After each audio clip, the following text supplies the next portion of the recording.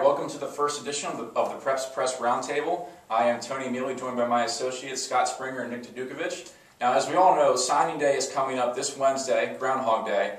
I don't know about you guys, I think signing day is a great experience for the vast majority of athletes who sign, but I do take issue with some of these national big recruits who are going back and forth on their verbals between schools. You know, we got the five-star defensive end, Stephen Tuitt, he verbal to Notre Dame, and then in a 30-hour period, he went back on his verbal, he verbal to Georgia Tech, and then he went back on that verbal and went back to Notre Dame. What do you guys think about these big-time recruits who go back and forth with their verbals? Is it fair game, or do you take offense to it? I think verbal commitments are a waste of time. They couldn't buy you a cup of coffee. The player can change where he or she wants to go to school, and ultimately, it's not concrete. Be concrete, sign the paper. That's when you know you're going to have this kid come into your school. They essentially mean nothing because the coaches can decommit, the player can decommit, coaches go back and forth on signing day. They used to wait by the old school fax machine waiting for papers to come in, and it wouldn't come in, and then they'd call the kid, and what happened? Well, I'm going to school B now.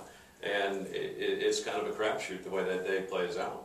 Yeah, and my thing is, no one has to verbal. So if you're not sure you want to go to that school, just don't do it. So, I mean, my advice to Stephen Tuitt is just get to it. Pick your school and verbal to that school and sign with that school. I don't see the need to go back and forth. But I will say this, the only thing in my opinion that's worse than a kid who's going back and forth between schools is a school who goes back and forth between athletes. I mean, we've got Louisville with the case of Colerain's Chris Dukes. Louisville rescinds its offer to Chris Dukes a week or so ago. Chris is a senior defensive back at Colerain. He was getting recruited by several schools this year. He verbals to Louisville back in September, basically before his senior year even started.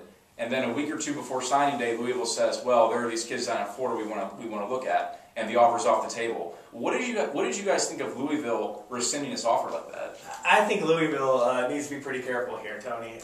9 players from Southwest Ohio on their roster, 2 from the Kentucky coverage area. This is not a place you want to burn bridges. And a Colerain, who pumps out talent, I don't think you want to burn bridges there.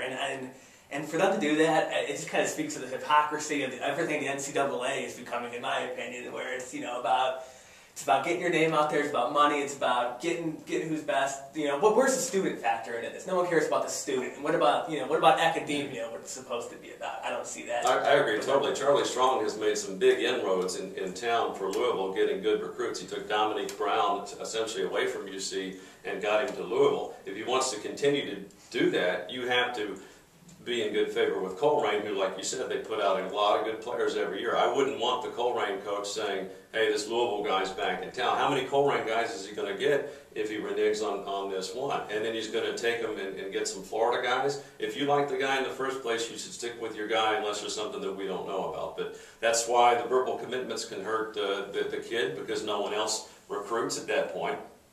And if they don't mean anything, what's the point of it all? Yeah, and here's my thing. Chris Dukes, he goes ahead and he verbals to the school as the senior year begins. At that point, how many schools backed off Chris? How many schools eased up on their recruiting? And he was fine with that. He didn't say or do anything to indicate he didn't want to go to Louisville anymore. But at the last minute, Louisville just says, oh, by the way, kid, never mind. If these Florida kids were that good, why weren't they recruited sooner? Why are you just not hearing about them? And if these kids are that good, they probably got offers on the table from various schools. So what makes you think you can just come in now and take this kid away from these other schools who have been kind of courting him the last few months? So that's the ugly side of recruiting that a lot of people aren't aware of, because a lot of times verbal commitments mean that another school says, well, he's committed to this school, and that just narrows down their recruiting. They say, okay, we're going to attack this one kid. Another thing people don't realize, you sign for a scholarship, it is not a full ride. It is renewable every year. You don't automatically get 4 years. If you come in, they don't like the way you look, you're not getting the grades, you're not cutting the work, see you later. Yeah, the good thing is now at least Toledo came in. They had recruited Chris earlier, and the offer that Toledo offered still stands. So Chris is going to play college football. He's going to get a free education. That's the most important thing. So this situation ends well. But Louisville should really probably check itself. This is a program that's gone 8-20, I believe, in the last 4 years in Big East play. This is the Big East. You're not Ohio State, you're not USC, you're not Florida, you're Louisville. If you get a 3-star kid from Cincinnati, you should be happy that you got that kid. Tread carefully, Louisville, border state, not Cincinnati. It's not that far away. There's a lot of talent here. It's not a place you want to upset people. Well, keeping with the local theme, what's going on in your guys' beats this week or in general? Well, I wanted to give a shout out to Summit Country Days running back and defensive end Devontae Hunter. Devontae's going to be committing to Moorhead State this week. If you check out the Press Preps blog, you'll know that I named Devontae one of my top 5 football players that I saw this year. He rushed for over 1,200 yards, tied for the team leading sacks with 3. I just want to say congratulations to Devontae. I love basketball, been able to go to some high school basketball games. You definitely see a difference in leagues. No offense to any of those that feel slighted here. I got to watch Aaron Thomas at Withrow, an outstanding player that's going to Florida State. They also have Darnell Williams, a junior center, only a sophomore. West Virginia's looking at him. He's one to keep in the back of your mind. Samaje Christon at Winton Woods, a point guard. This is not going to fall in good favor with the Withrow folks. Samaje is the best player I've seen thus far in person. Again, based on one game, Samaje getting some looks from you've seen some other kids, but a 6'3" point guard, and he's very smooth.